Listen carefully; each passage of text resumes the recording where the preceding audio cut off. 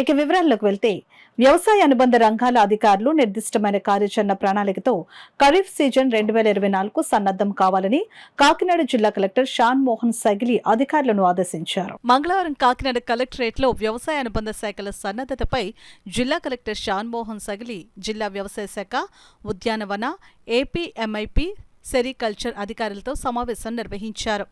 జిల్లాలో అందుబాటులో ఉన్న విత్తనాలు, ఎరువులు, స్టాక్ పాయింట్ల ద్వారా పంపిణీ, భవిష్యత్తు అవసరాలు, విత్తనాలు, ఎరువుల నాణ్యత పరీక్షలు, సీసీఆర్ సి కార్డుల పంపిణీ, పొలం బడి, జిల్లాలో పండ్ల తోటలో పెంపకానికి తీసుకున్న చర్యలు, నిర్దేశిత లక్ష్యాలకు అనుగుణంగా ప్రణాళికలు, ఏపీఎంఐపీ ద్వారా ఈ సంవత్సరం నిర్దేశించిన లక్ష్యాలు, అది చేరుకునేందుకు ప్రణాళికలు, సెరికల్చర్ యాక్షన్ ప్లాన్, వర్షాకాలంలో శాఖల వారీగా చేపట్టే కార్యక్రమాలపై జిల్లా కలెక్టర్ వ్యవసాయ అనుబంధ శాఖల అధికారులతో సమీక్షించారు.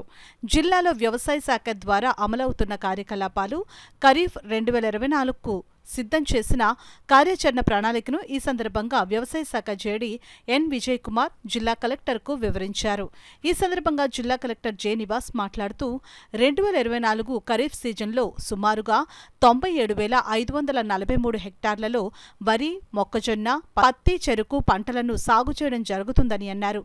సమావేశంలో జిల్లా వ్యవసాయ శాఖ అధికారి విజయ్ కుమార్, పశుసంవర్ధక శాఖ జేడీ ఎస్ సూర్యప్రకాశ్రావు, హార్టికల్చర్ అధికారి మల్లికార్జునరావు, ఏపీఎంఐపీ, సెరికల్చర్ అధికారులు, వివిధ మండలాల వ్యవసాయ అధికారులు తదితరులు పాల్గొన్నారు.